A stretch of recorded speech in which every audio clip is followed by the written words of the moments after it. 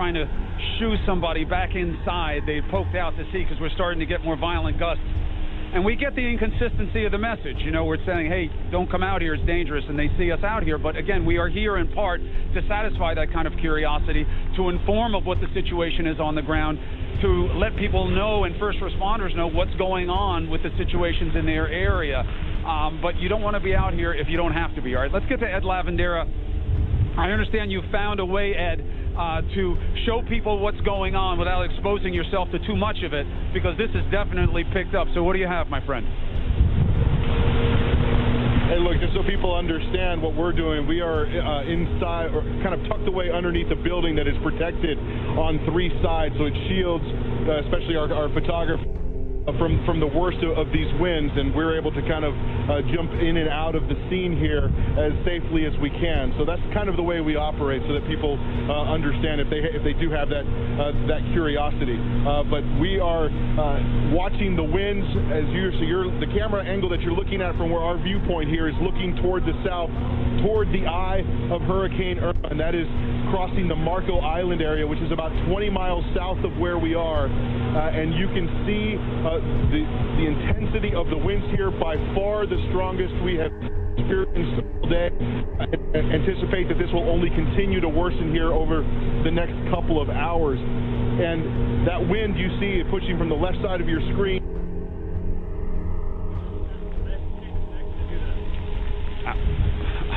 All right, we lost Ed's shot. We'll make sure that he's okay. Oh, he's back now. Keep going, Ed, if you can. We're back. All right, Chris, we're still here. Sure. As I was saying, the winds you're seeing are moving from the east to the west across your screen there. We are on what appears to be, and this might have changed here in the last couple of minutes. Chad Myers can clarify a little bit better, but it sounds.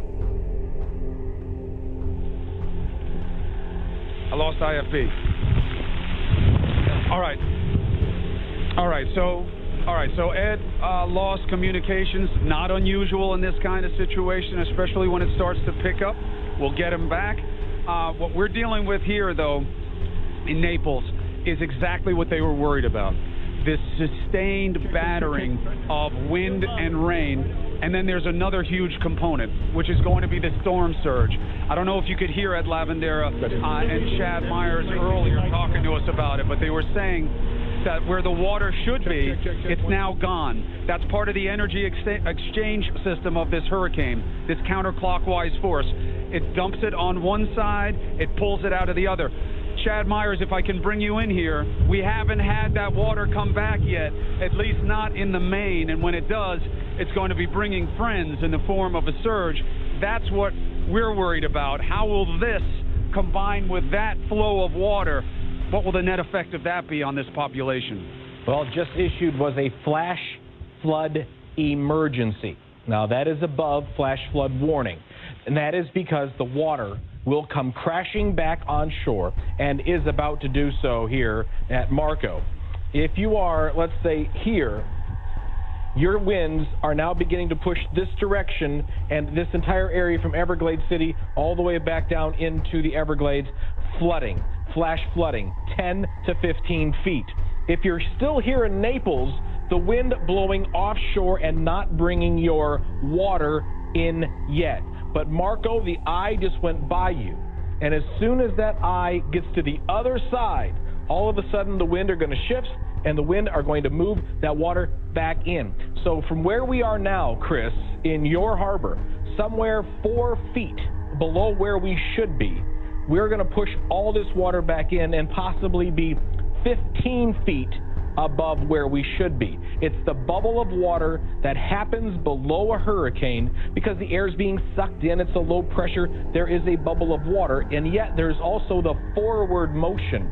Well, now the forward motion of that bubble has stopped. It has stopped because land is now in the way. For a while, Key West was in the way, and so was Cudjoe Key, but those were just islands, and the water just ripped right on by. The water kept going, and now it's smashing on shore from Marco back over to Everglades City and eventually to Naples. Now, if we can get Chris's shot back, I can see Chris now. The wind is still picking up for you. You have at least another 30 miles per hour to go, Chris. So all we're trying to do with your shot is stay on the air because we want you to be safe, but we also want the people just north of you to know what they have in store, because it's coming. No, that is definitely the point, and I appreciate the concern. And my PJ is a good man, but Dave, I need you to pop off the sticks for a second and come up here, just so we can give them a sense, because you're right. If you are in Naples or in parts north, you have to understand here's what's coming your way, because these cities are very similarly constructed. Pan to your right, Dave. All right? This is where it's happening. These trees, these structures here have been taking it for hours, and we are seeing them start to give way. There were more of them not so long ago, and a lot of them, as you can see, they're going to be particularly vulnerable. And the concern is, where do they go? When these trees start to come, with these gusts that are increasing, where do they go? What windows do they hit? What structures do they hit? What does it do to power? What do they rip up with them from under the ground? And then what does the soaking storm surge do to those situations? All right, get back inside there. What happens? Help Dave get inside. What happens once these trees have ripped up? You good? You good? Once these trees have ripped up with their root system, a lot of the power here that is underground and the water rushes into it, that's when you get a power outage. Now we're nearing about 2 million customers here without power. Now it's flooded. And that goes from hours or days to weeks for recovery. Now, I believe Ed Lavandera is back up. Ed, if that's true, pipe up and let me know what you're seeing from where you are. Here. All right. I think we got cut off a little bit last time, but we fixed up our microphone situation here a little bit better. But as you were saying, Chris, earlier, the winds you're seeing on the north side of this storm pushing from the east toward the west, and that is what you're seeing right now. And as the eye wall of this storm gets closer, the winds will only intensify them. If the eye does come right over where we are, we'll obviously have that lull here in the system for some time. But that does not mean by any means that the threat is over. Then the winds shift. We'll be on the backside of the storm. The winds will come from the west to the east, and that is the concern of the storm surge. Officials here have been saying over the last couple of days that storm surge could reach anywhere 10 to 15 feet. We've already seen water several blocks away from where we are starting to rise in some residential neighborhoods. The question is, where exactly is all that water going to go, and how high will it go? But once the storm passes through, and it is the Gulf waters that are starting to get pushed in here inland, that will be of major concern and something we'll have to continue to monitor. Everyone here that I've spoken with in Naples over the last 24 hours measures hurricanes by what happened here in 2005, Hurricane Wilma. Talking to the mayor yesterday, he said, I asked him if that's a fair comparison, if that's really any way to kind of prepare for this. He acknowledged, look, that's the only barometer we have at this point, Hurricane Wilma, and that was an incredibly strong storm here in this part of southwest Florida. But whether or not it will be any true indication of what this storm and hurricane is bringing remains to be seen. But that's their measuring stick at this point. I have a feeling that Hurricane Irma is going to be a completely separate measuring stick for this community as they see what kind of damage this storm surge here brings to this community. You can see and feel the intensity of these winds. Chris, we pan back over here to the left. You look back over here at this one particular structure. All the structures around us that I see continue to hold up rather well. It's this tarp on top of this rec center area over here that is still a major concern. You know, when you're looking into the rain, it's very disconcerting. You don't know. I'm going to step out here a little bit, so we'll leave up that shot so I can speak a little bit more clearly. But it is that tarp there as it buckles up and down, and wondering just how much longer it is going to last and whether or not it's just going to rip apart from that structure and just get shredded here in those winds. So we'll continue to monitor that, Chris, as these winds and the eye of Hurricane Irma gets much closer here to Naples, Florida, in the southwest corner of the state. Well, this is what they were worried about, is that a place like Naples that's already very tight to sea level was going to get hit for a long time by Hurricane Irma, and unfortunately, that's what seems to be happening. Dave, if you can pan over to the left, this is the direction that Ed is. You can see the water coming in sheets sideways. You know, obviously the wind is going the way that the trees are going, but there are sheets of water going that way, and each one is like another punch, another tenderizing blow. And this is a fight of many different rounds, and they've been taking it for round after round here. And remember, what the knockout is, from Chad Myers' perspective, is this storm surge. And we still haven't seen it yet, but there is flooding around Ed Lavandera. Do you think that that's just groundwater and rain that you're seeing there, Ed, or do you think it's some kind of sign of water coming from the Gulf side? No, I don't think water is coming from the Gulf side yet. I think a lot of this is rainwater that is pulling up on some of the lower lying areas of the street. Obviously, that was based on what we saw this morning. The last time we were able to venture out into some of the neighborhoods was about 2 to 3 hours ago, and then it just became too treacherous and dangerous for us to get out there, so we had to pull back. But I think for now, what we've seen is rainwater pooling up in various locations, but that just adds to the problems because the storm surge will come in over the top of that. And we haven't been able to make it over to the riverside here of Naples, where there is an extensive marina system. A lot of people who live on the canals and have their boats there. It is that river that the storm surge will push up through and then push into the more inland areas of Naples, creating that storm surge and that flooding there. So that's of concern.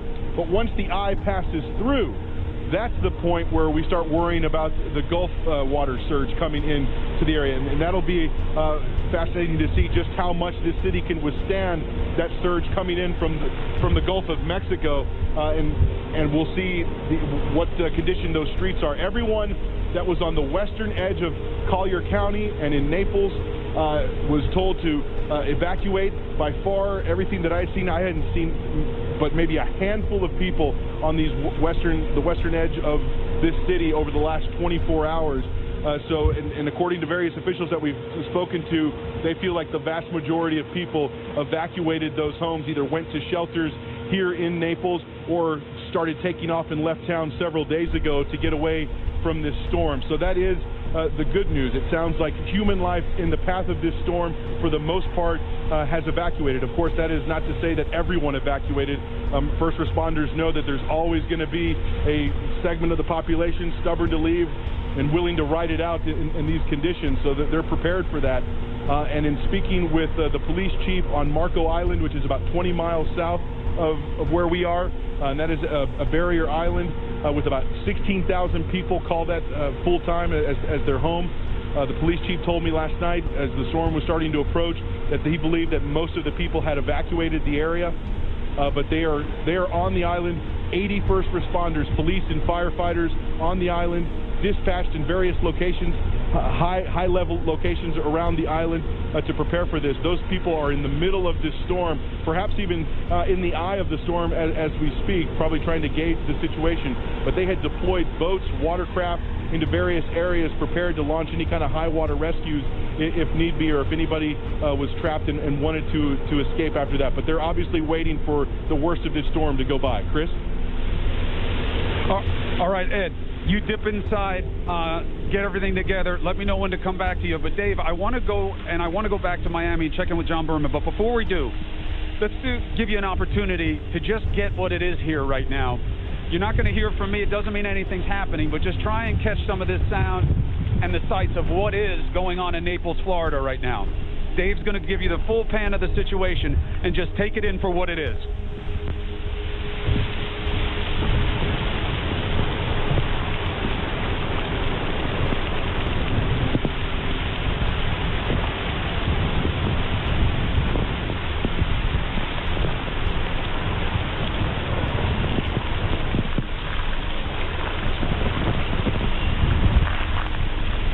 This is what Naples has been dealing with for about an hour or so, and we have hours and hours to go. This is it. This is Mother Nature at her worst, and we're going to hope that we respond with human nature at its best. To John Berman down in Miami, we know you've been seeing it like this. We're getting some unique aspects here, John, because of this corridor effect we're getting where we are in Naples. How is it where you are? I keep listening to your coverage, Chris. And as it gets worse there, I keep thinking it will get better here, but it just hasn't happened. Not yet. In fact, Miami continues to get hammered by powerful winds, gusts as strong as we've seen them. The rain maybe let up for a second here, which is nice. And we did just learn that a second crane has collapsed now in downtown Miami at 30, if you're familiar with the geography here. So that's two cranes, one collapsed or a possible failure in the crane. The bottom line is this crane is now hanging. Part of it is hanging down. These cranes, more than 20 of them in downtown Miami, a sign of the progress and the economic sort of boom times that Miami is experiencing, but they couldn't get them down in time. It takes 6 days to a week to get a crane down. They didn't have that much lead time, so they had to leave them up. They secured them. Good. We were told they were built to withstand 145-mile-an-hour winds. Now, I don't know whether we got that here. You know, down on the ground, 80, 90 miles an hour. We were told up in the skyscrapers there were gusts of 100 miles an hour, but it's clear at least two of those cranes have failed. Authorities are telling people not to go anywhere near the areas of those two cranes. And of course, it's not just the cranes that are a problem, also the storm surge, very much what we anticipate to see on the west coast of Florida. A very real problem at this moment in Miami. The streets that people know so well, Brickell Ave, covered in water, and it's very hard to move around these areas, and they're exact areas that Miami officials ordered mandatory evacuations for. They wanted people out because they were scared of just this thing. We were told of 4 to 6 feet worth of storm surge here. Chad Myers at last check said 5.5 feet, and 5.5 feet was enough to get over some of those storm walls and flood the streets. Where we are right now, when we've been out here straight days nearly, the water came up. The water came up, you can see the cement right here. It came up about a foot from the top. It has begun to recede because the tide is going out. So our immediate situation right around here appears to be better. The boats in this marina have taken a beating. Is behind the camera, you can't see it, but there was one of the larger boats at one point was tied down by 8 ropes. There was only one rope holding it on at a certain point. People rushing out and trying to secure it. I think maybe they did. We have seen parts of docks float off into the water here. And then another sensation that we saw for much of the morning was bursts of green light out there from Miami Beach. That is where Miami Beach is, and those bursts of green light were transformers blowing. And that, of course, meant that Miami Beach was going to be without power. They could be without power for some time. A lot of Miami-Dade has lost power as well. Again, just the beginning for what will happen in Florida as this storm has made the turn and heads right towards where Chris Cuomo is in Naples. And Chris, I've been listening to you. You know, hang in there. If it's anything like it's been in Miami, it's going to be a problem for many, many hours. Yeah, and I mean that, you know, the duration is going to be a big part of this story. I'm going to stand out of the shot right now, just so that Dave can give you Dave Rupp, our photojournalist, can give you the full effect of what we're getting hit with now, because it's certainly intensified. And the acute concern here on the West Coast is just the inability to absorb that much, because these cities and areas are so low-lying. And the extra component here, as Chad Myers has been explaining, will be storm surge. That hasn't even come into effect yet. Nothing here has been affected by what could be an additional 10 feet of water that could come in. It could come up many blocks. It could affect power. It could affect a lot of different things, and for a long time. And that's why evacuating was such a key concern. And it's important to note that they got lucky here. And I know that this looks like nothing close to luck, understood. But everything is relative in a hurricane. And the people here decided to evacuate days in advance. This is a little bit of a snowbird city, and the snowbirds, you know, the people come down during the winter, so this is the off season. So there aren't as many people here, but of the 19,000 or so that the city manager said they were worried about, he believes as many as 2/3, according to the mayor, may have left in advance, and that's really important. Here's somebody coming down the road right now. It's not something you see too much, but I think they're one of us. I think those were media going down the road. You've seen almost nobody. That's a very good sign. You have not seen people out. You haven't seen awkward spectating or anything like that. We've been told that the police are keeping people away from the waterfronts. Now, that's really key. Chad Myers tells a really harrowing tale of what happened in Lake Okeechobee some years ago, where the water was gone. People went running out there just out of fascination and collecting fish and stuff like that were exposed. And then the water came back, and it was a deadly event. And God forbid, we don't want to see anything like that. And I know that they're trying to keep people away from the water's edge, because there's no question, you're seeing the pictures on the internet. It's really freaky to see where the ocean was, where a bay was, where a bayou was, all of a sudden be vacant. But in conditions like this, you just can't have it, John. I mean, this gusting, maybe it's a little different because we're a little elevated here. I'm probably, I don't know, 25 feet or so off the ground. So maybe I'm just feeling it as more intense, but it is just twisting trees like twigs. Chad Myers, I'm never one to question your calculation, that's for sure, but I have to tell you, it's hitting us pretty hard and it's making a difference. It's taking trees down with pretty much ease right now. I'm watching trees and parts of trees flying through the air. It's picking up, my friend. What can you tell us? It is going to continue to pick up, and I know that doesn't sound reasonable, and you can ask John how long he's been standing in that brutal weather out there. I feel for you, John. You have a little while to go. I mean, honestly, it was an hour ago I said you're halftime. Now you're third quarter, but you're not fourth quarter. And for you, Chris Cuomo, you are now in the lightest part of the eye wall. The lightest part of the eye wall. You went through a small little outer eye here, and that's now moved to the north.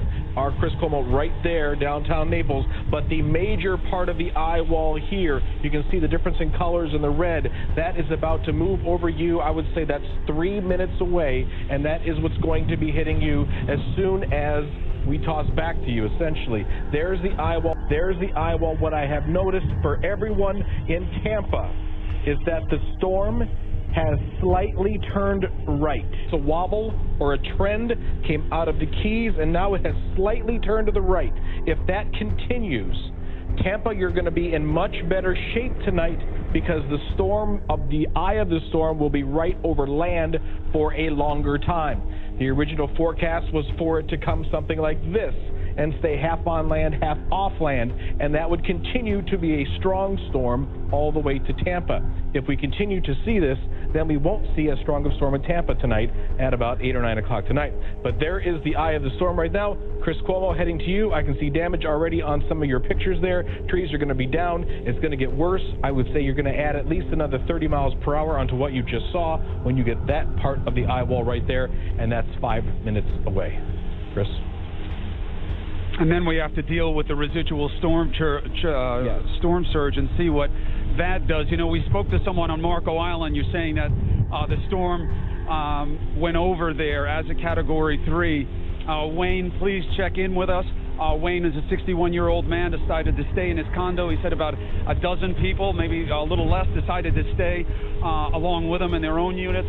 Please check in and let us know that you're okay, because a lot of the people who decided to stay behind wind up being our eyes and ears, as the first responders will be when they get back out, but they're not there yet.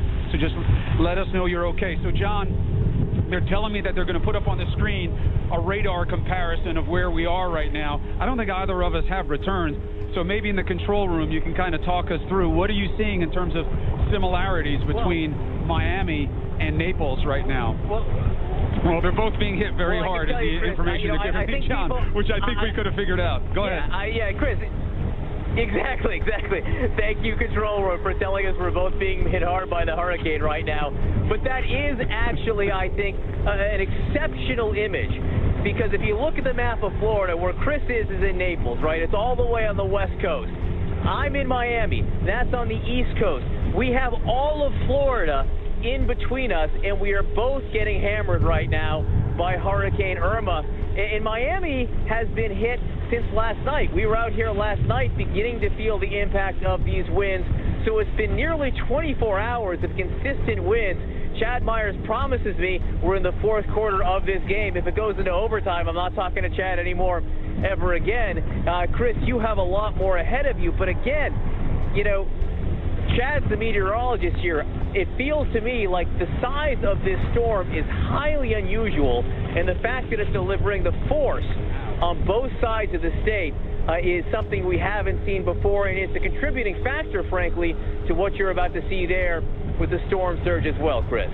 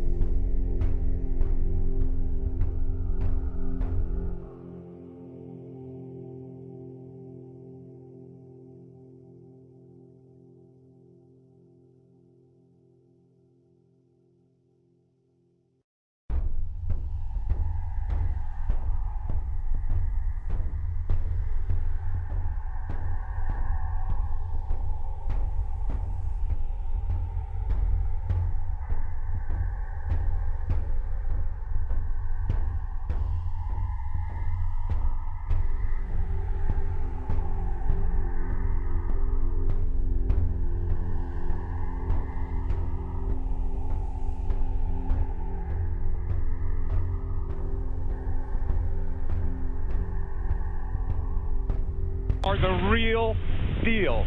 Ed Lavandera is at ground level. We're up about 25 feet. And Ed, I got to tell you, it is like a sandblasting to the face. What is it like down where you are? And really, it's not about the levity. It's about the concern for the longevity. How long can Naples take this kind of pounding? And then when that storm surge comes in, then what? What are you seeing? Chris, this is unbelievable. If we can make our way this way across the shot here, kind of give you a look. Oh, man. The visibility is completely cut off. That building structure that we just were able to show you here a little while ago is no more than 100 yards away from us, and I can barely see it anymore. The water's pulling up here on the street. The lack of visibility that has just disappeared on us here in the last few minutes is absolutely stunning.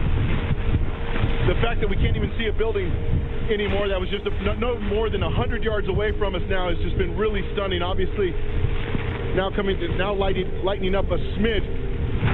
Jerry, I don't know if I can get you to come back around this way. This is a Cambier Park, which is the area just back to where we are. I'm going to get out of the way here. Chris, if you can still hear me, needed to jump out of that. That's just I hear you, Ed. Crazy. Keep going. But looking back toward that building, you can see it's basically a outdoor concert venue with that soft tarp on it, and that is at Cambier Park here in downtown Naples. And that roof, that structure there continues to hold. I thought for sure that tarp would come flying off and ripping to shreds here as these winds have intensified, and now you can kind of see that structure again a little bit. But as we were starting to talk, I couldn't even see it. Just absolutely stunning, the amount of rain and the way it was whipping through here. And then if you look down here on the ground, you can see just how much the water is starting to pool up on the ground. Definitely, covering my feet here. That's that storm surge concern.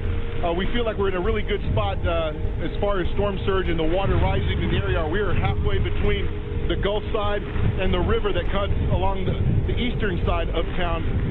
But it is that storm surge that's going to continue to push its way north and cause a lot of flooding, that 10 to 15 foot storm surge that was expected in this. But it is the back half of that storm as it brings the water in from the Gulf side and pushes it back here toward the east that is going to be of major concern. But you can just see how little visibility we have here at this point, and the dramatic nature here as the eye of this storm, Hurricane Irma, which just made landfall in Marco Island, which is about 20 miles south of where we are, and the eye of that storm coming directly to where we are right now. And it is that edge, being close to the eye of that storm, which brings you the most intense part of these hurricanes, and that's what we are approaching here right now, Chris. All right, Ed, now back up to where we are. There's no question it's going to be a little bit more intense because of the elevation, but this is it now. I mean, these are hurricane force winds. There's no question about it. This just came over. We know that the hurricane made landfall not far south from here not long ago. Chad Myers said that we were going to get an intensification, and he was exactly right. I mean, we're seeing it now. The visibility is almost gone. I don't even know what I'm hearing right now, but we're having some kind of weird sound come from around the corner, but it's not unusual. Things start to break free, and you start to hear the wind flying through pieces of metal and stuff. But the visibility has been cut down to maybe 200 feet, maybe. And these gusts have to be well in excess of a general hurricane force gust. And you're seeing the structures. They're not going to be able to take it. You can just see these trees are starting to split. And you're seeing that over time, this is going to create problems that they're going to have to deal with for a long time here. I mean, just look at this. This is water that's coming sideways here. Chad Myers, I know you're listening along with me. On the balcony where we're standing, as like a little microcosm of what we're dealing with here, there's just the little leaves and stuff from the flooding, from the rain, from the air, from the wind, has clogged up, so it's flooding the whole balcony, and that's what's happening to the roads. That's what's happening to the sewer system. And when that storm surge comes on top of it, what can they expect here in Naples, especially if they have hours of this to go? They truly do have hours to go, and you have not seen the worst yet. I know that might be impossible to believe, but the real part of the eye wall that's going to go over Naples, that has already affected Marco Island with a wind of 130 miles per hour, is still coming. What you've received there is about 105 to 110, gusting back and forth, but you still have another possible 20 miles per hour added to that event. And you can see it appears to me like all of the rain pellets or the rain drops are just broken up into spray. It's no longer a rain event. It is a misting, blowing event. So what Chris is going to go through, and if you are and stuck it out in Naples, this is what they already received in Marco Island. Marco, you're in the middle of the eye. Your wind is 0, and the wind's about to come from the other direction at the same speed that you already saw. So, Chris, I'm so glad you kept the pictures up, but I'm also concerned about the security of our forces out there. Please make sure everybody's away. I don't need you standing out there in the rain. I don't need you being hit by a palm tree or a frond or whatever, because it's happened to me before, as Anderson and I stood at Indialantic Beach and just got pelted with things. The pictures are enough. The pictures tell the story. As the wind continues to go up from here another 20 miles per hour, I'm suspecting that we don't get any visibility whatsoever, and that we will not even be able to see that building across the street. Oh, there you go. What I've seen before behind you was a crane. I will be interested to see what that crane looks like when it finally stops. Well, you know what, she's okay, Chad, and we're lucky that this crane isn't as high elevation as the ones that you have down in Miami. And basically, she's working as like a huge weather vane. We can't see her right now, but she's just pointing in the wind direction. And the one reason that, you know, there's a benefit for us to be here is that when this is done, as you know, we're going to go out with search and rescue, and we're going to volunteer our time, and we're not working.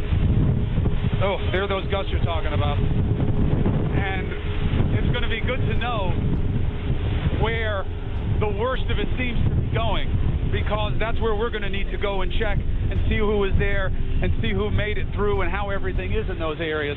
So there is a benefit to that, but I have to tell you, if this is going to be hours long, there's going to be a heck of a lot of work to do here, because as Chad was saying, this is a real beating. When you look at it, all right, the branches are starting to come off this tree next to us. It was only a matter of time.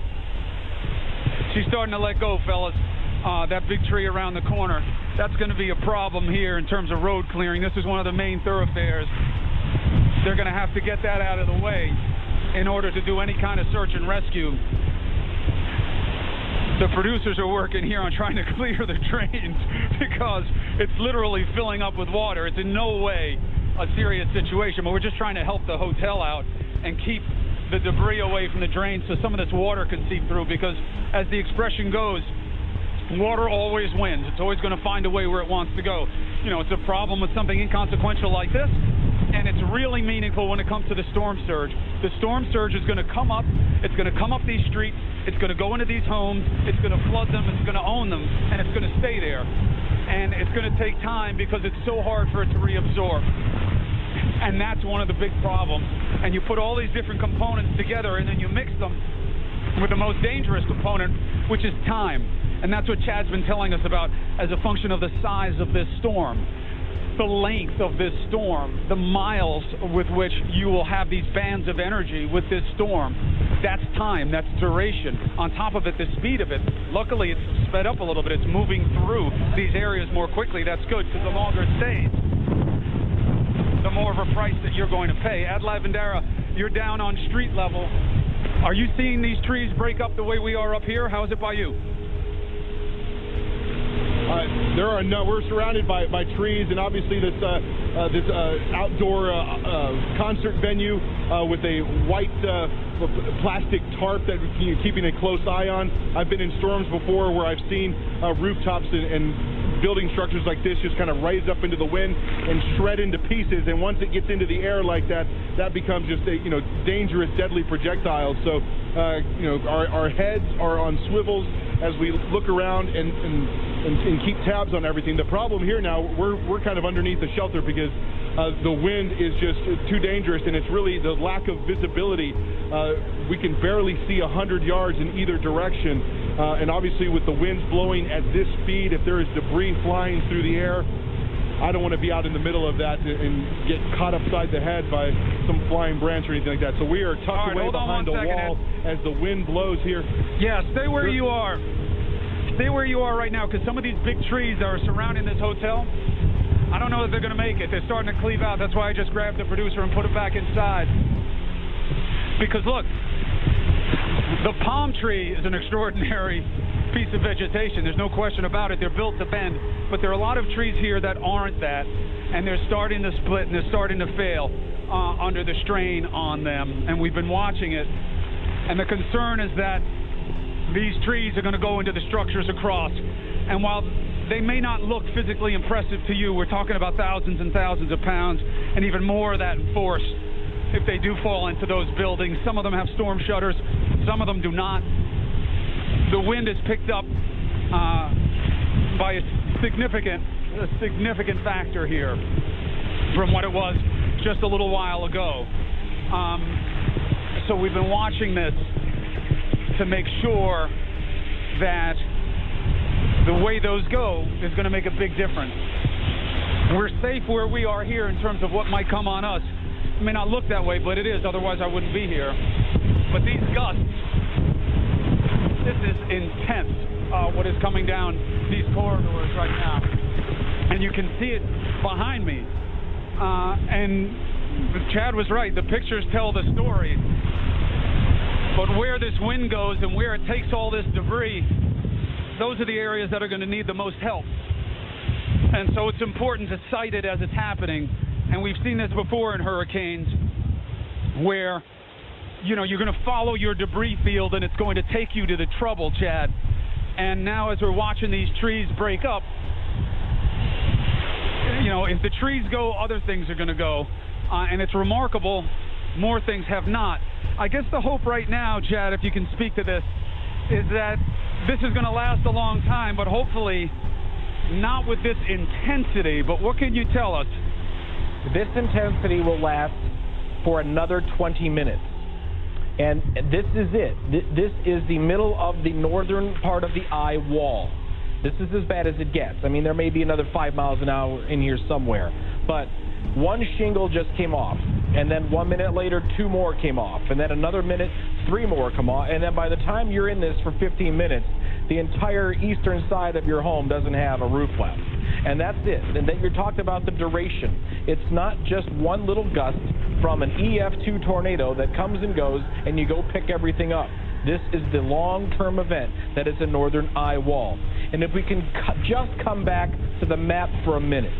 I know how serious it is here in your eye, in your northern eye wall. But Chris, in the middle of Marco Island, right here, it is not raining. The signature that you see there are birds trapped inside the eye. It happens all the time. When the eye in the storm finally stops, the birds land and they're fine. So you ask, where do the birds go in a hurricane? They go in the eye because they know better. Chris, 20 more minutes, just like this. Well, Chad, as you might imagine, Ed and I can't get into the eye, brother. No, not yet. So we're just trying to stay out of the way. We're trying to stay out of the way of these gusts while doing the best that we can to just keep an eye on the situation so that, once it passes, we know where to go. I mean, I don't have to tell you, you've been doing the job at such a high level for such a long time, but, you serve different functions. One is to be the eyes and the ears for the audience on the ground in a situation like this, again, to arrest the sense of curiosity. But also, once the first responders have to kick in and do their job, very often we're telling them where things happened from our own observations. And this is certainly going to size up to one of those situations because they can't get out right now. They've had to hunker down. Ed Lavandera is down below me. We're a team on this. He's been watching equal intensity from a different perspective down on the ground. And Ed, let me know when you can come back to me in terms of what you're seeing with the flooding and whether it's making an appreciable difference to these surrounding buildings by us. This is somewhat of a commercial area where we are now. There are residences as you get in the 4, 5, 6 blocks away where we are. As you get closer into the water, there are residences along the water. We don't give a damn about property in a situation like this. We're about protecting life, and that's what all the precautions were about. But you've got mega mansions down there. The governor has one. We're talking $10, $50 million homes that were built really close to the water, and as beautiful as that is, it's equally dangerous. Another huge gust coming down here right now. Remarkable that this tree is standing, and I'm watching it split in real time, but it's getting there. Ed, what are you seeing down where you are? Let me step out of this. Chris, I'm going to take a quick little step out. Oh, man. A quick little step out here so you can get a sense of just how quickly the water is moving through here on the street. This is the most severe gust that's pushing through. You can see the water. You can't even see 50 yards anymore to our right. The amount of water that's being pushed along the street and filling up here, and we're in one of the higher areas here in downtown Naples. The water in other parts of the neighborhoods that we were able to survey this morning and throughout the day yesterday have to be an incredibly dangerous situation. The good news, as we've reported over the last day, is that many of the people here in Naples evacuated this area. We didn't see but a handful of people out and about throughout the day yesterday. So that is a good sign, because what is left behind, as you mentioned, it's just property. And the intensity of it and the flooding in this situation. Remember, this part of Naples is surrounded by water on all sides.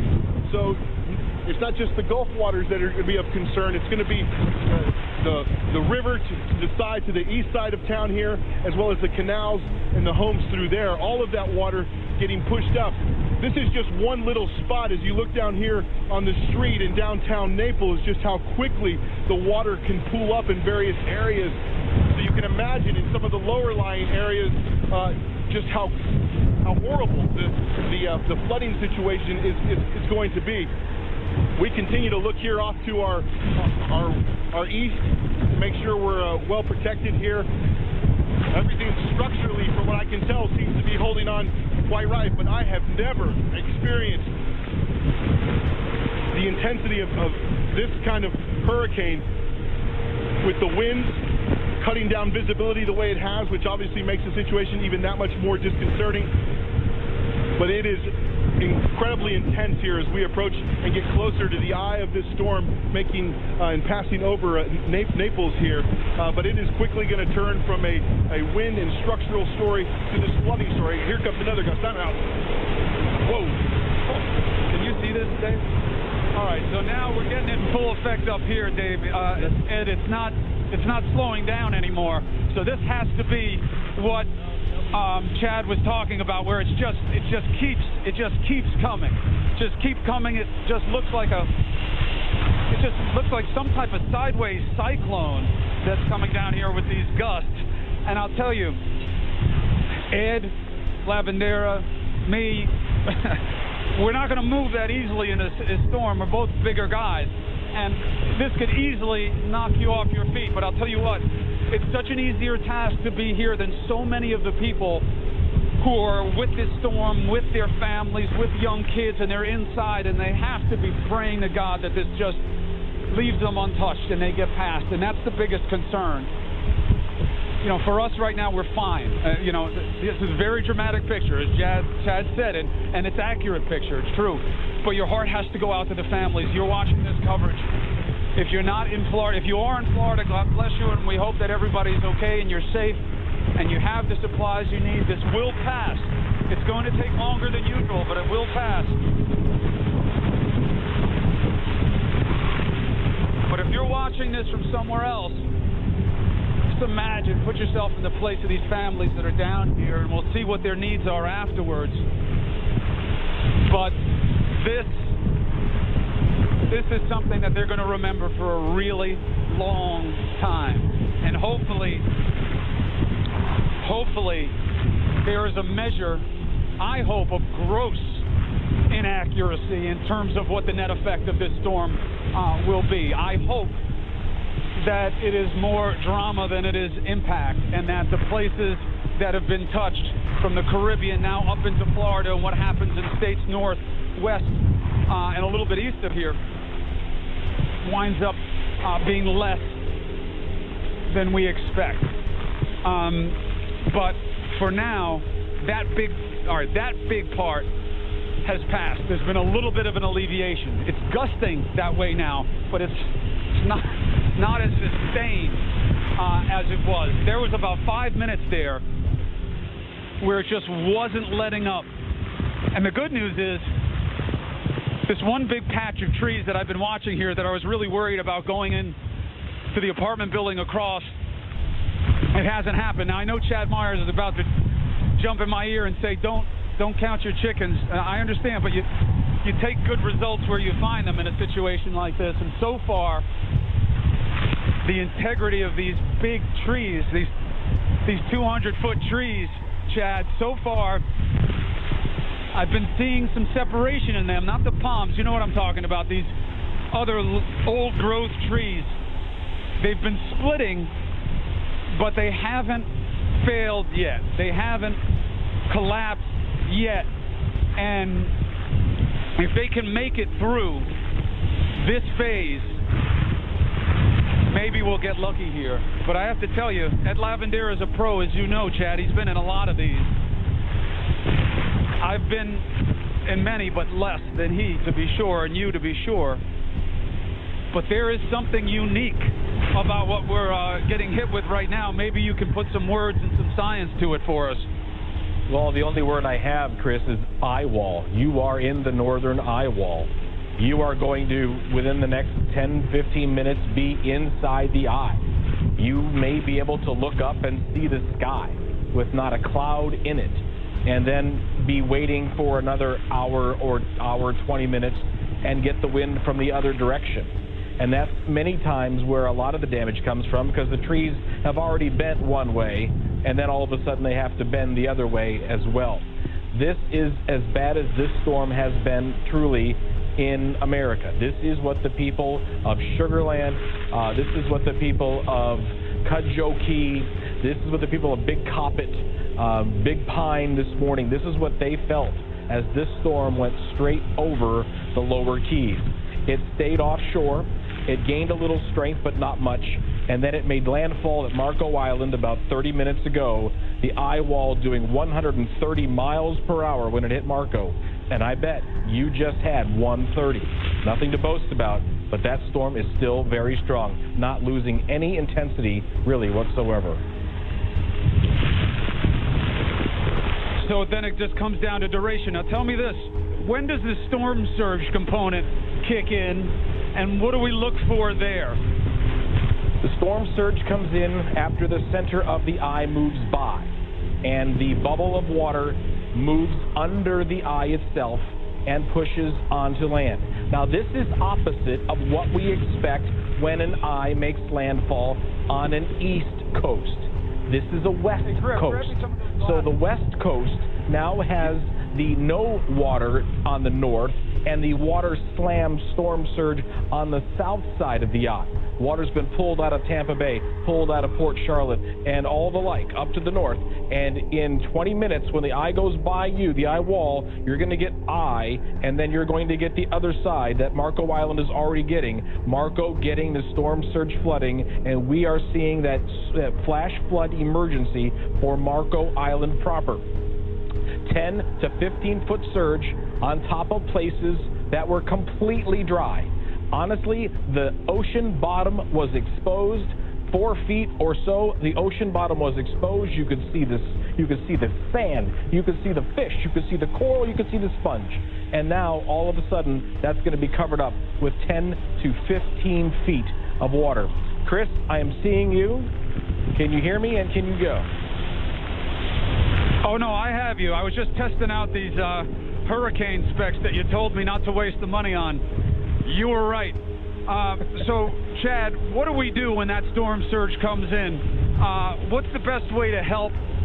What is going to be the list of immediate needs for the people there? And, you know, God willing, they can hear us. You know, we're running on battery power here. The hotel's out. All the lights are out in the surrounding area. In fact, I don't see anything lit up. They had kept the lights on here. I don't see them anymore.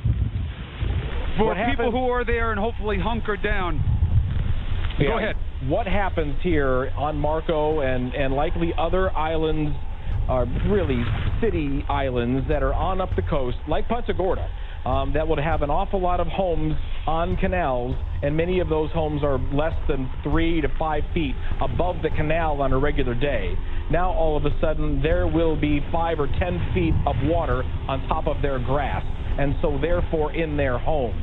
And this surge, with the push of the water, the push of the wind, think of this water moving at 60 or 70 miles per hour, being pushed along by winds that are 120 miles per hour. That water will knock things down a lot quicker than the wind will knock things down. Water has so much more force. Now, to answer your first question, what do? You get Eddie Lavandera and that crew off the street, because that's where the water is going to go. You likely will be fine second, third floor, but get everybody off the street.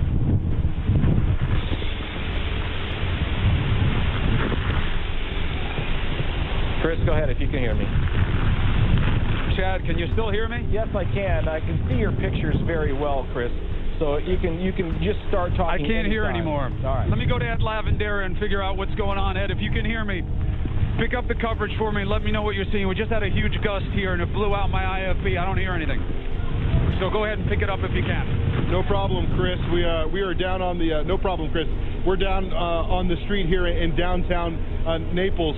Kind of give you the continued sense of as this the eye of this hurricane gets closer and closer here to Naples. I'm kind of tucked in behind a wall here to protect us from the worst of the wind. It's just too much. There's no visibility. If we can get to look down here on the street, the number of palm trees that are just blowing down the street, and that's obviously a major concern for us, because with such little visibility, you just can't stand out here in this. There's no reason to and be able to see that flying at you. That can cause serious pain and damage. So as we stand here a little bit more than an hour, we have endured these kinds of winds, this kind of rain. We're still not quite at the eye of the storm here, which we anticipate will be coming much closer, and we will continue to monitor that. So it is a situation that is clearly deteriorating, and after more than an hour of enduring this, you really start to have to ask yourself, you know, we're in downtown Naples, and the situation here in the buildings and the structures that we're surrounded by are strong, and from everything that I can tell from our vantage point, of course, in these types of situations, you know, we'll be honest with everybody, it's limited. We do not have the ability right now to venture out into the city by any means and get a sense of how the rest of the structures are withstanding this storm. We can tell you what we see here around us. There is a outdoor concert venue here, and has a soft tarp over it. I've been watching that for the last 30-45 minutes. I'm actually amazed that has not come peeling apart here with these winds that we've seen. I thought for sure that would start unbuckling as it is tied down here. But what is just simply stunning is how little visibility. We're down to maybe 100 yards of visibility here, which makes this even more treacherous. And as we've approached this and endured this for more than the last hour, it really makes you wonder in the rest of the area, homes that are not as structurally sound as the areas and the buildings that you see here around me, really makes you wonder, can the homes, can the buildings, other buildings around this part of Naples and Southwest Florida Florida? Can it continue to withstand this kind of intensity for as long as it has? And there's still more to come. So that's a real question and a concern that we have here at this point. All right, Ed, I'll take it from you right now. I was a little overly optimistic in terms of the worst stuff being through. I was hoping that that's what that was before. But she's back. And it is a big blow that's coming through here. And again, as you were seeing down there at ground level, ooh, Chad, this is the real deal coming through here. But so far, this tree line is holding. And it's so important for these surrounding structures, Chad, in terms of what they can do to things. As you know, we know what happens when these big branches blow off with this kind of energy behind them. We've been seeing it about this way now for about, 35 minutes or so. And everywhere around us, it's the same. It looks actually worse in areas that are a little bit west of us here. The trees that were there that I was using as markers before are gone. So, Chad, what are you seeing on the radar in terms of where we are from that most severe band that went over the island not too long ago? You are about 4 miles from where there is no more rainfall. So, therefore, the inner part of the eye wall, 4 miles away. Now, if we do the math at 12 miles per hour, you're still in this, or maybe something slightly less than this, for another 20 minutes. So it's that duration thing you talked about. How long are people going to be in this when they're in their homes in the dark? This is a completely different animal in the daylight.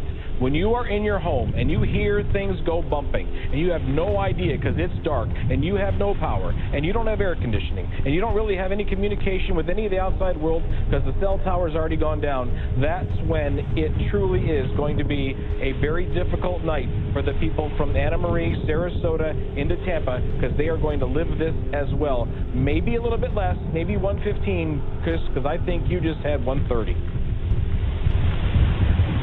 All right, well, whatever it is, it is. But here's what I can tell you, Chad. As you know, we're all pros. We are in the cover of a hotel. The crew is good. Photojournalist is good. I'm good. Ed and I are built for this. It's not easy, but I'll tell you what, it's a hell of a lot easier for us than it is for the people that Chad was just talking about. God forbid you're with your family and you're having to live through something like this. Our hearts, our thoughts are with those people. It's a big reason that we do this coverage. We will be here just as we saw with Harvey. There's going to be need. And we know that this community will come together. We saw it before the storm. It sounds trite, but it's true. The worst of Mother Nature brings out the best in human nature, and that's going to be needed here in Florida in big, big portions. And living through this part of it makes those of us who, God willing, won't be adversely affected by it feel invested, interconnected to those who are going to be affected by it. Because, Ed, from where you are down there right now, this is going to be something where everybody's going to have to count their blessings after this one goes through. Where is it? Where you are right now? How is it down there? Hey, Chris, there's no question. Seconds after I tossed back to you just moments ago, heard a large crash about 15 yards off to my side.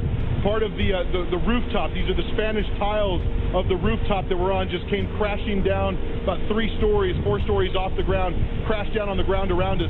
This is exactly what just landed on the ground around us. So, as I was mentioning, and as while we were talking, and the fortification and the structural soundness of the buildings that we're in, that we felt really good about where we're at. Not to say that it won't endure any kind of damage, but if these shingles and these tiles are coming off the roof here on these really strong buildings, you can imagine what it must be like in the neighborhoods and the areas surrounding closest to where we are and closest to the wall of the eye of this hurricane. So a highly dangerous situation as some of these tiles just flying off the roof, crashing down here on the ground next to us. And as we mentioned, we're protected. We're tucked away underneath an area here and that's why you see that on camera that we're not getting blown around as much. We are simply not just going to stand out there any longer as the wall in the eye of this hurricane approaches closer to where we are. But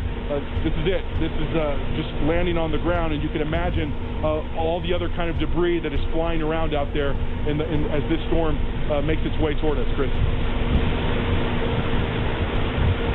All right, Bud, so we got to make it through this phase, and then we have to deal with what Chad was explaining earlier as the redistribution of the energy. When the wind comes around the other direction and brings that storm surge, then you get another phase of this. And you also get a different dynamic just in terms of the mechanics of what it does to the surrounding structures and foliage. Chad, weigh in on this if I get it wrong, but I remember it from you, which is everything that's been fighting to stay up in one way is now going to get hit at its weakest angle the other way. Correct. When the energy redistributes and the surge comes and the wind starts coming from another way. Accurate or no? Absolutely accurate. And I think the other thing to talk about is how powerful water is. And if you get a surge of 10 to 15 feet in that area, homes will be lost. The building itself will be lost. Whereas a wind event, you can hide from it. You lose shingles. You may lose some roof, a sheet of plywood from your roof, but you won't lose your home. If you get hit by this storm surge that's still to come, that's when you lose things. Officially, I said 130. National Weather Service out of Naples Airport just had 131 18 minutes ago. You were in it. 131. That's, I hope, as bad as it gets. You're now beginning to get to a slightly inner core of the storm itself, and now slightly less in wind. And in 20 minutes, it may very well be calm. Oh, from your lips to God's ears, when you take a look at the map, where are we in terms of that? Is that what you're showing everybody right now? Yes. Naples Manor, which is about 3 miles or 4 miles south of you, is already in the eye. So they're in good shape. Golden Gate, you're getting hit, honestly. This is one of the neighborhoods that's really getting slammed to your west. Probably still 131 for them. But Naples down to 115 to 110, and it is going down from here as we get you closer and closer to the eye. Now less than probably 15 minutes before you will see all the palm fronds just fall down to the ground or just kind of limp down to the side of the tree because the wind will go to near zero. All right, so that's what we have coming our way, and that's good to know from those who are monitoring it. We know we have a lot of people in Florida who are watching us. We're thinking about you. We hope that you took the right precautions. We hope that you're still able to follow the coverage. If you see us able to be doing what we're doing, hopefully the structure that you're in is going to be just fine. And what we've been watching us around us, as dramatic as it is, hopefully it's not as dangerous as it is dramatic. So far, this tree line is holding here, and these buildings are still protected that are around us. Less so on the other side. And you've seen things blow around in the air here, a little bit of Wizard of Oz style, but they're fairly small projectiles at this point, not the kinds of things that I've seen do damage in the past. That's a good sign as well. But again, there is no cause for false optimism. We'll have to see what happens on the backside of this storm and with the storm surge. As Chad has been coaching us all along, the wind is dramatic. There's no question about that. There's a danger component to it. But it is water that kills. It's drowning that takes people's lives in hurricanes. And storm surge is not just powerful, but lasting. So we're going to have to see that. And again, I keep going back to timing, Chad, because especially when you're in it, that's just your natural reaction to it from an endurance standpoint is how much longer. And the scary part is, at least from the perspective on the ground, is how much longer there is. I mean, watching John and those correspondents, you know, it's a long time, and things just only have so much tolerance, whether it's a structure or a vehicle or even an infrastructure system of your roadways and your sewage. And I don't mean that just from some planning perspective. I'm saying backup of sewage, homes not being able to have livable conditions, you know, what they call habitability. I mean, that's what all this is about. It's about what all of this does to their lifestyle, Chad, and it's your perspective, your take on it so far, that you're getting why the governor was so conscientious about saying we're talking about weeks here. We're talking about commitment from the federal government for weeks and months, and in the billions in terms of what they estimated going into this. Do you think they're going to wind up being justified in what they thought going into it? Oh, without a doubt. Without a doubt, this storm had the punch when it was over Cuba at 160 miles per hour. And to the people of northern Cuba, we are internally grateful. What happened to your country is a shame. It was the damage that created the storm to go from 160 to 130. It was a true, remarkable reduction in power that our country didn't have to take. And as it's now moving over Key Largo and into the Keys and then into Collier County, all of a sudden we had a survivable storm where 160 to 165 in some places with wind speeds there would not have been survivable. So you are now getting into a much better place here in Chris. You're going to get into the winds dropping off rapidly to maybe 35 or 45 miles per hour, and that's the good news. But the rest of the story is that we're going from here to Pelican Bay to Naples Park to Bonita Springs, heading up the coast with the same event that you just had there. I have a question for you, if you can hear me. I know the wind's going down a little bit. I don't know if you had a chance to do any ground truth, but the road that we see below you, how many feet is that above sea level? All right. Hey, Chad, water's coming up this street here. I don't know if you can see it. Dave, show it to him. This just like is coming out of nowhere. All of a sudden, this street is flooded. Do you see it? Yes, absolutely. Now, do you think that this is just flooding and the sewer system letting go? No, I believe that this is the bubble of water that you're about to see as the storm surge makes its way into Marco Island and Naples, Golden Gate, Pelican Bay. This is the real deal. This is the water. Man, this came out of nowhere, Chad. Yes, it is. Yes, it did. I mean, literally, we have 1.5 feet of standing water here in literally no time flat. My producer just told me to turn around. I just turned around. I saw the crane. I was going to say, good news, we see the crane again. And I turned back around, and literally, we're surrounded by water here. And I don't mean that it's not dangerous, but it's a lot of water really fast. And what does this mean? And obviously, it's deeper as you get closer, right? Sure, it'll be deeper as you get closer to the Gulf of Mexico. There's a little barrier there from the Gulf of Mexico spilling over to Naples into Marco Island, but that barrier is going to be easily breached, and the water will be right there into downtown Naples. I was just curious as to how many feet above sea level that road was. I'm not able to do that right now standing here at the weather board, but I'm thinking not 10 feet above sea level, not more than that. All right, and give me a little sense of timing again. And Chad, you know, I apologize, but again, I just feel like so much of it is about duration and tolerance. What are we looking at? So now, as this eye goes by, give me my next time component so that the people who are in parts north get a sense of proportion in terms of, what kinds of waves they can look for. We'll take a look at the palm trees and the palm fronds barely now moving, slowing down. And in the eye itself, the skies will begin to lighten and brighten, and then all of a sudden the bubble of water that has been following along with this storm all the way through the Caribbean. We saw pictures, and if you didn't, they are amazing, in the Bahamas where the water was gone from the islands. And people were saying, I've never seen this before. How did this ever happen? Where did the water go? The water went with the hurricane. It did have that bubble of water, the surge water, that's going to come in now. And if you think a freshwater flood is bad, a saltwater flood is even worse for homes and businesses and the people that have to clean up after that saltwater flood, and that's what's on its way. The surge flood, a flash flood emergency, is still in effect for Collier County. That means flash flooding is going to occur or is occurring, and it will be life-threatening. That's where we are now. I don't know, because the slow speed of the storm, only 12 miles per hour, how quickly that water will be 5 or 10 or 15 feet high, but it will be less than a half hour, Chris, I think. All right, and look, and that's good to hear, because I'm just trying to weigh different factors. All right, what's the main considerations, the windows that we're looking at, is when can the first responders get out?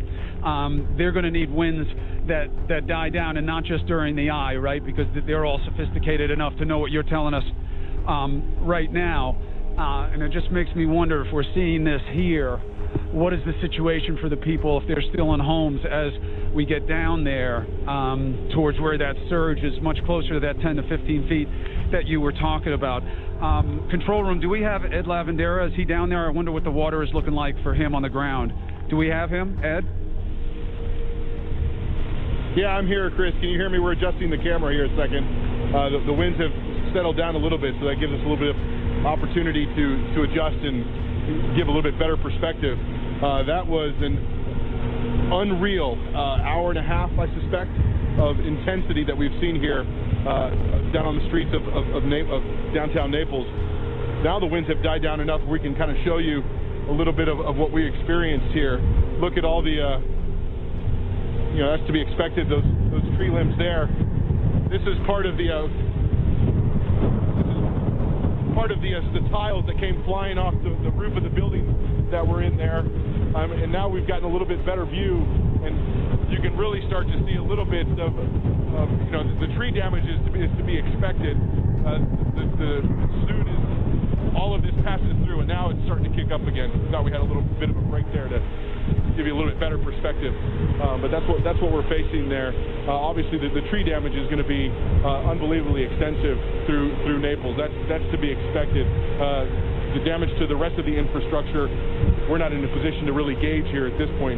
We're just in the process of trying to withstand and endure what this hurricane is bringing here to Southwest Florida. So, but now the visibility is back, which is stunning, because now we can see several more 100 yards through the trees here that we've been providing you the live picture from, and you can see that the floodwaters and the amount of water that is collected and pocketed up in various parts of the street.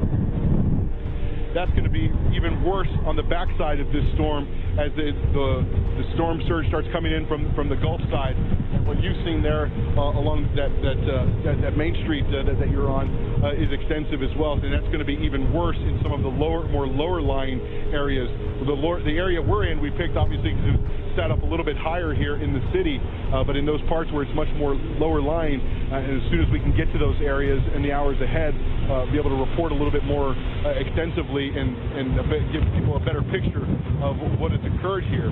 But the intensity of that is just unreal, and it is just unbelievable to describe what we have endured here for nearly 2 hours, Chris.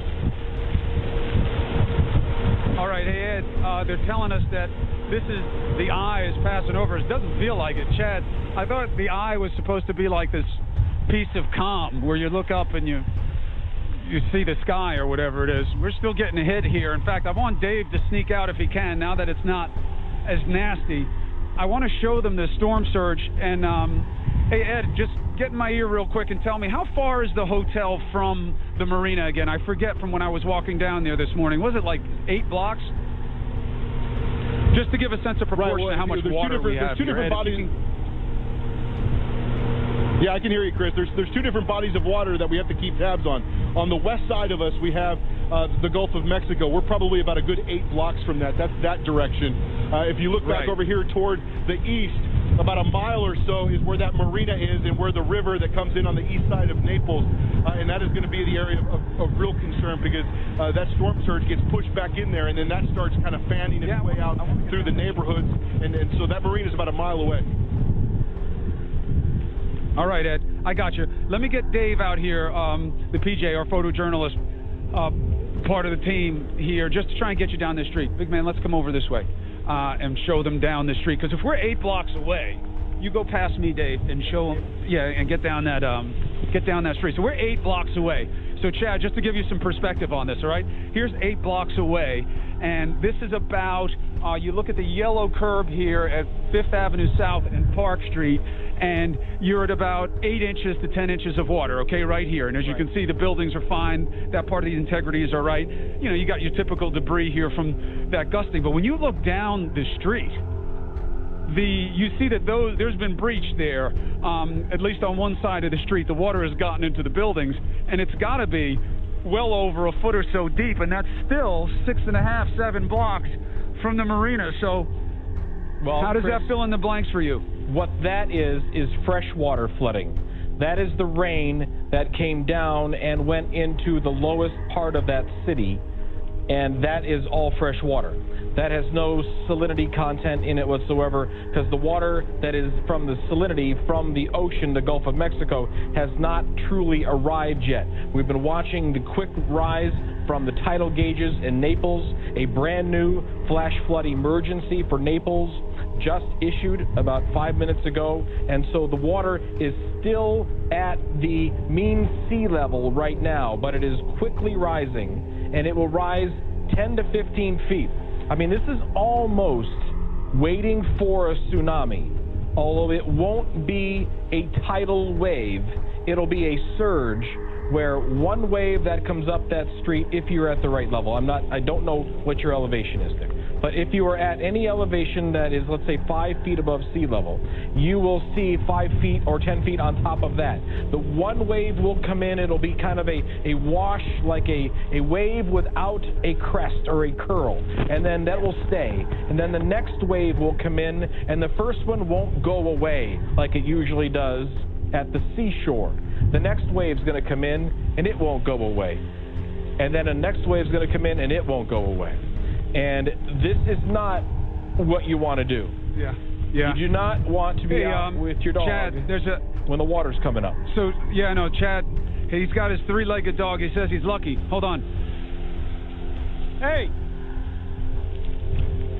pal.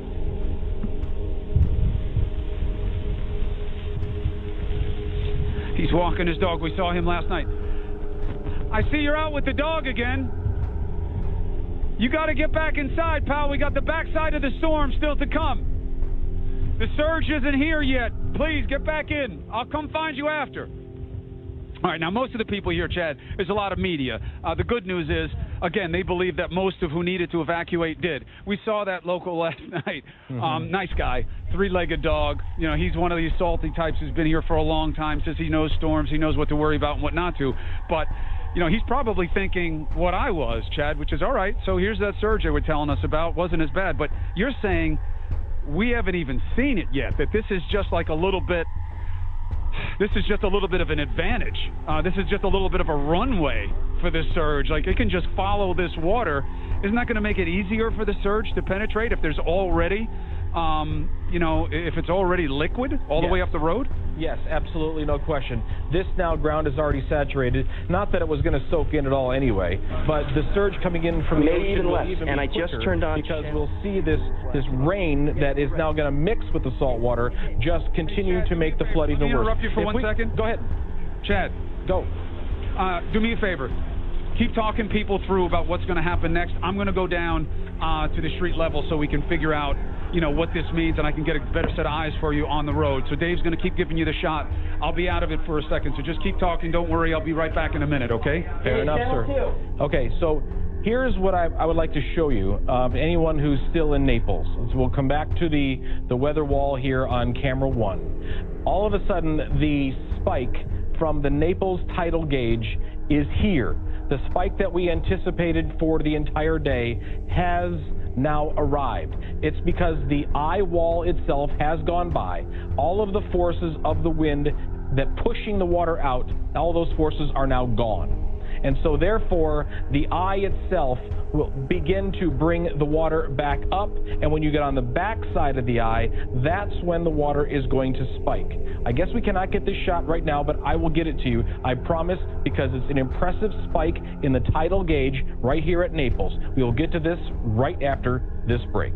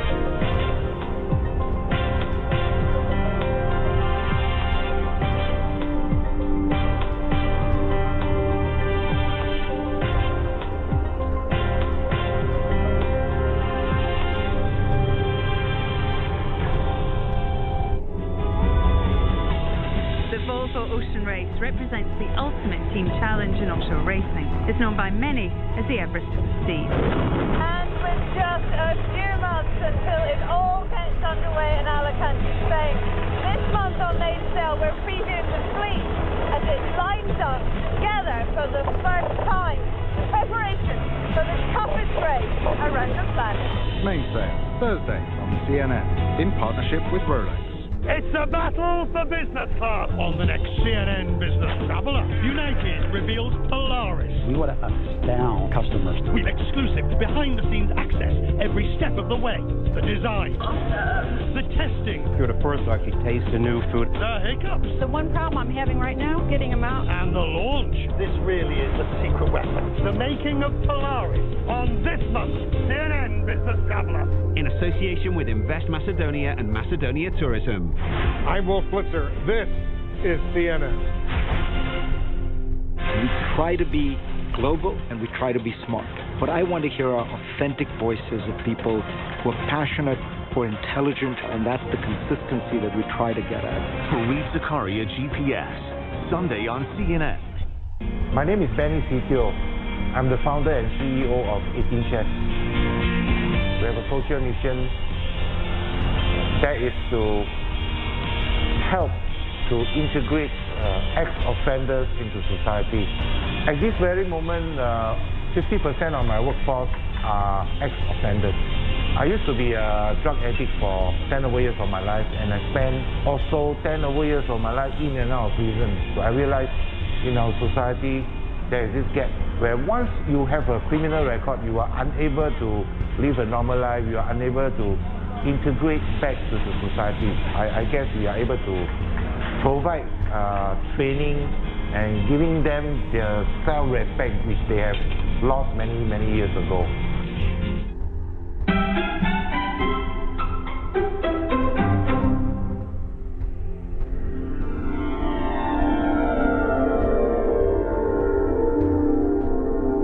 The emptiness of the space has a certain quality, being alone and therefore not feeling that you're being watched or judged.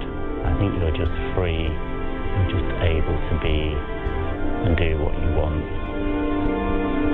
There's 20 years worth of clothes here, and it's a great place to kind of see where we have come from and what we've achieved and use as a source to build the next step of our journey.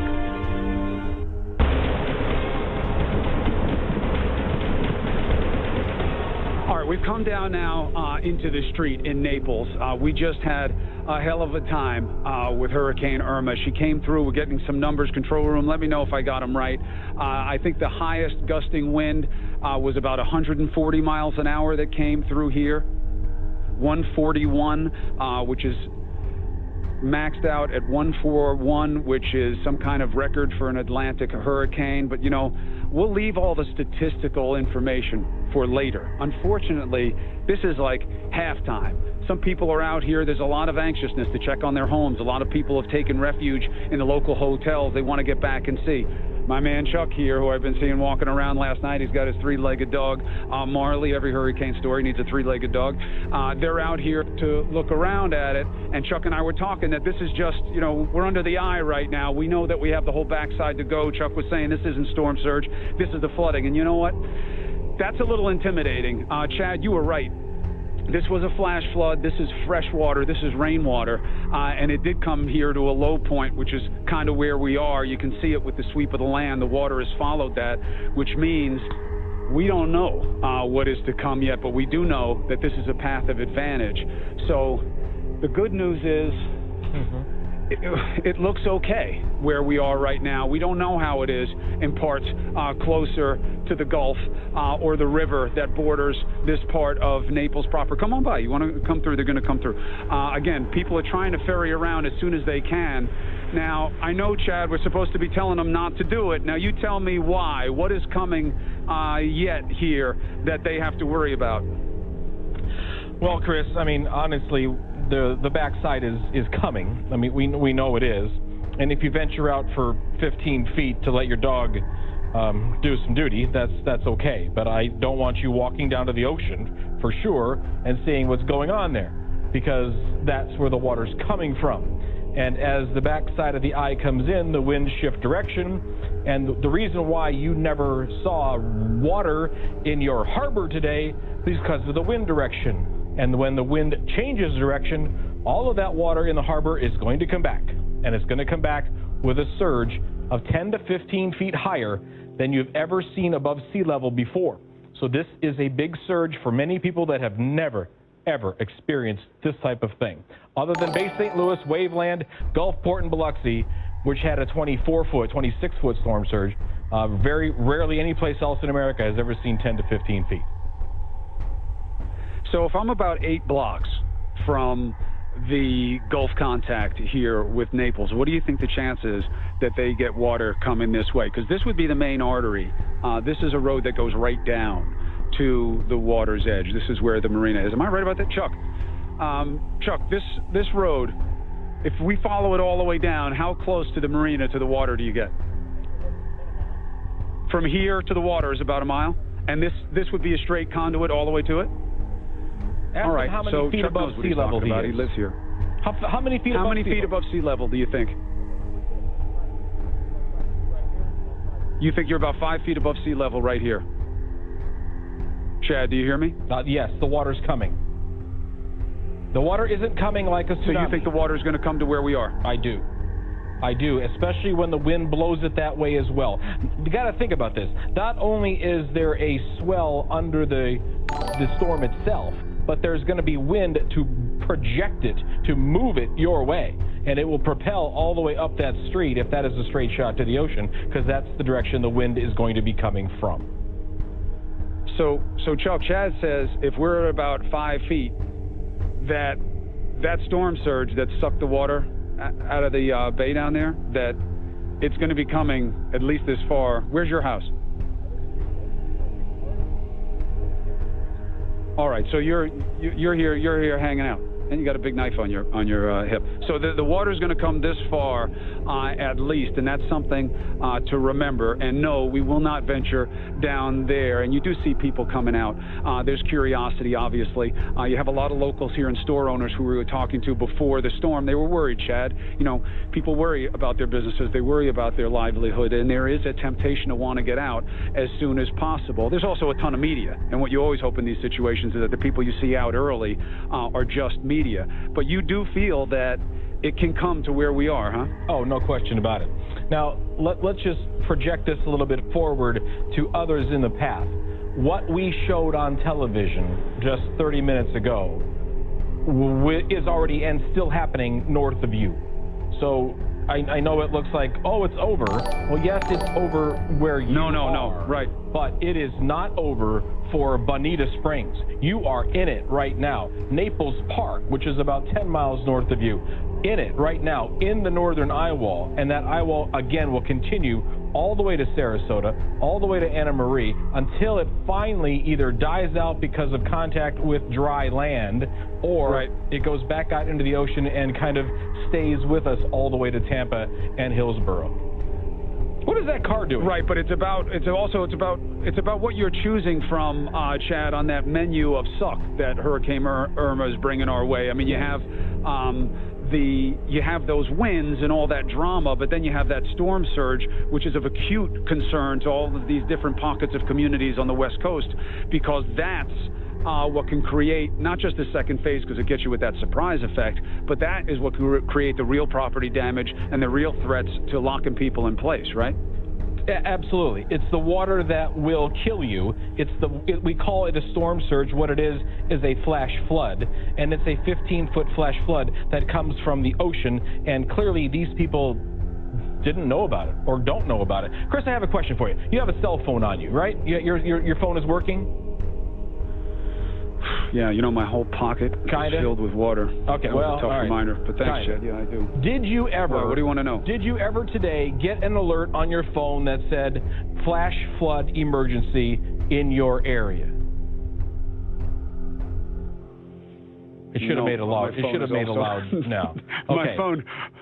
My phone is not 100%, Chad, and not surprising because I've had it in my pocket during a hurricane. But I get it. We didn't get any alerts. Any of the people around us didn't get any flash flood alerts. If it weren't for you, I wouldn't have known what that was.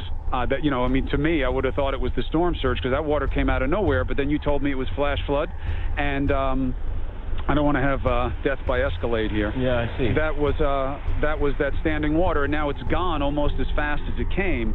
Now, my question to you is, how about the storm surge? Will that go as quickly as it comes? What are the factors that go into that? The surge will last as long as the water pushes it on land, and certainly that surge will be where you are, I believe. If you're only 5 feet above sea level, then you will be standing in water up to your waist, if not more. And I know you'll get out of there before that. But I would say that's going to last at least 3 to 4 hours. Now, we think about, because look how calm the water is other than the Cadillac just driving through it. That water that comes in is not going to be calm because it's going to be pushed by a gust of 110 miles per hour. So there will be waves on top of that 10-foot surge as soon as it gets into that downtown. And I don't have any contact with Marco Island right now. I have tried, I have looked, I haven't seen, because they would have already been seeing this surge. It would be there. It will be. It is there right now. I just don't know how bad it is. The same surge that we saw with Katrina, even though Katrina was only a Cat 3, Cat 4 almost at landfall, because it was a Cat 5 for so long in its life, it built this surge. It built this bubble. This storm built a bubble, and now it is unleashing it. And, Chris, I want you closer to a stairwell than that, because this can come very, very fast. You've never seen somebody my size move as quickly as I will if there's any wind that starts coming in any dramatic fashion. All right. A couple things. You said that it'll be about 3 to 4 hours of that surge that they'll have to deal with before that starts to recede. That's an important function of time for people. We're starting to get some light rain here again. Ed Lavandera, we were just talking about that island. What's the name of the island again, Chad? Marco Island. Marco Island. Ed Lavandera, you were in touch with the police chief there. Have you heard from him? And if not, can you try to get in touch with them and try and get some update of what's going on Marco Island? We have been doing that, Chris. We've sent a couple of text messages. The last time I communicated with him, the eye of the storm, they were in the thick of it, and he had described that they were on backup radio power. They had lost power, no water, but then they were on backup using backup radios to communicate to the 80 first responders that had stayed behind and were riding out the storm there on that island. But since then, I have not heard back. I've sent him a couple of messages, hoping to hear back from him soon to kind of get a better sense. He was confident that they would be able to withstand the worst of the storm, but obviously this is a very important time for them. That eye is a chance for them to kind of survey and work quickly to figure out what kind of damage and what kind of situation that they're in. So he's got much more important things to do right now. He will, I suspect if he can, he will get back to us as quickly as possible. This is the scene here in downtown Naples. You can see what a chainsaw this storm was. We're about a couple hundred yards away from where we were reporting from just a little while ago. This is Cambier Park in downtown Naples, and you can just see how much devastation this hurricane has brought here through the Naples area. Of course, we're very limited. We don't have a lot of time to be able to kind of get out and survey. So knowing that the back half of this storm is approaching, we venture out as quickly as possible. Look at this palm tree here, just sawed in half and collapsing over. This is that area by the outdoor pavilion, kind of a concert area that I was talking about if you were watching over the course of the last few hours. And if you look back here, this is the pavilion and the tarp that was on top of this structure outside. I thought for sure this was going to come shredding apart in the winds that we experienced. But from what I can tell, for the most part, that held on. Obviously, the trees here in this park is simply another story. And given how long and how intense the winds were for the better part of 2 hours, the buildings that we're surrounded by, if we walk back this way, Chris, I can show you one of the, as we were standing out here reporting, part of the roof and the building that we were reporting from came flying off. This was, one of the tiles, the Spanish tile. You can hear what that sounds like. Look at that. That's just that can kill you, obviously, if it hits you. So that came flying off the roof. We pulled that off a little while ago. These are strong buildings you see behind me, Chris. It really makes you wonder just how the rest of the structures here in this area were able to withstand those punishing winds for that long. And here in the eye of the storm, it is always an incredibly eerie experience to describe. So much more quiet than what it was for the last 2 hours. And the only thing we can hear, and I don't know if you can hear this from where you are, Chris, but it is the building alarms that are just sounding and echoing through the buildings of this ghost town here. But it's just an eerie sound here, listening to the alarms in these buildings going off. Chris? Yeah, here we have nothing but just some of the street signs and alerts and just some dazed locals and reporters doing their job. Chad, let me get back to you for two reasons. One, what is our time factor here in terms of when this starts to go bad on us again? And two, where is it at its worst right now? Where has she gone? I just saw an up.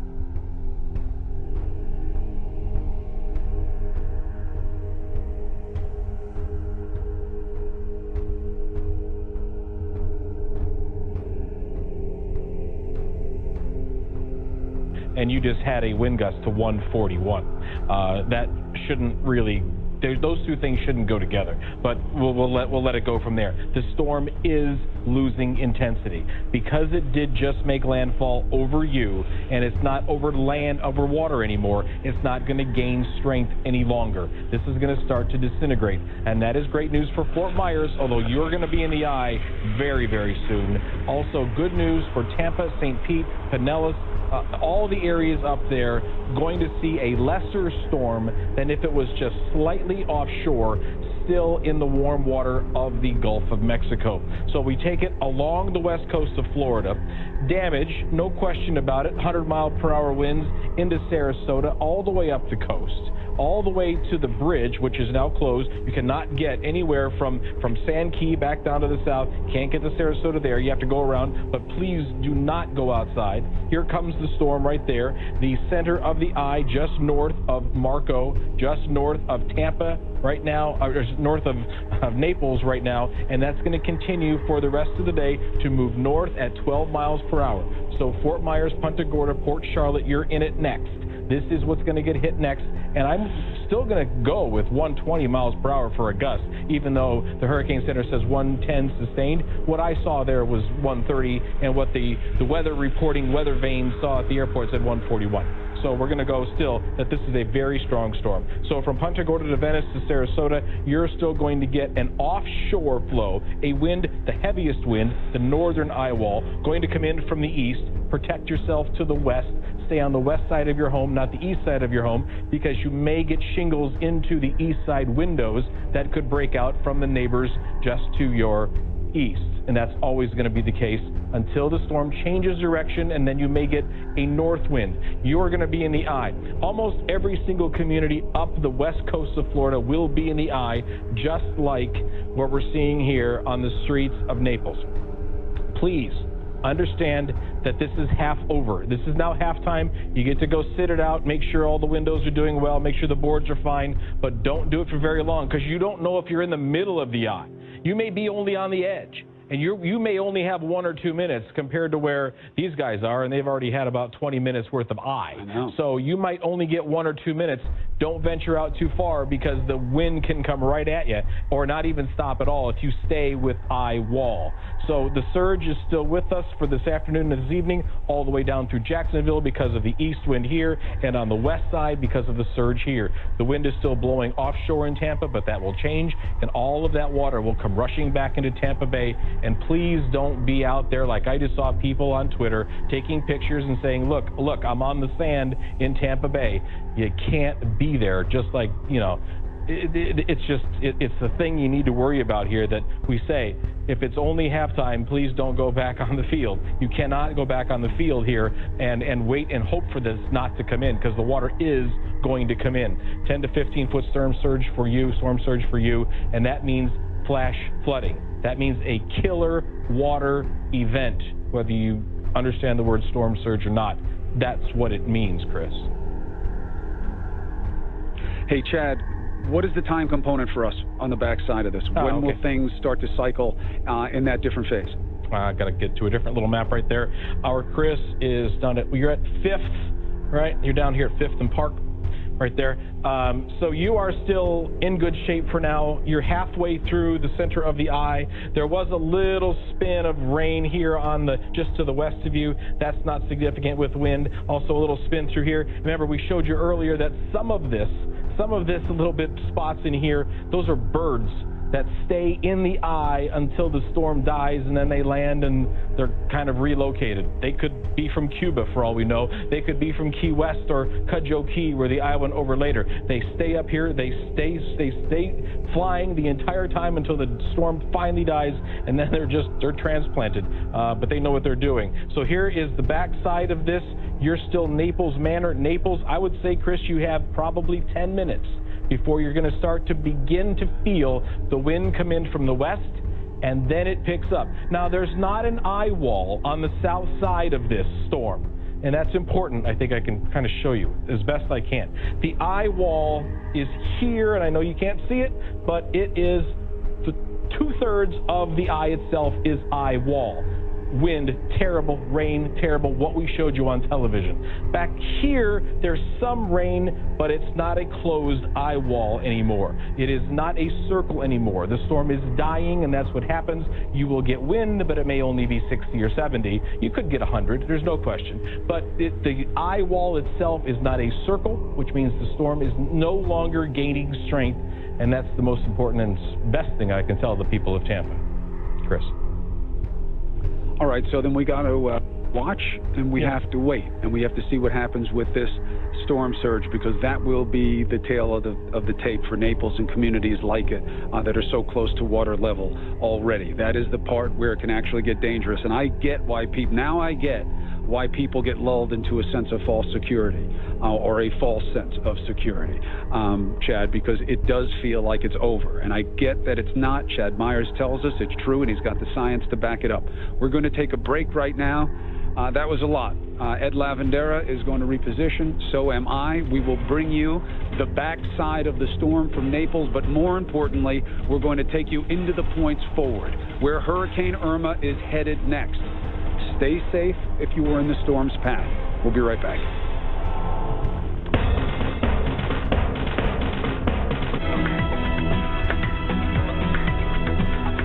Even in front of President Xi Jinping, I said that China needs to attract global talent. He's very open, he's pro-globalization, and he loves talent. We need to reform our visa policy. We need to nurture a culture that can accommodate more foreigners, especially high-end talents. And 2017 is special in the sense that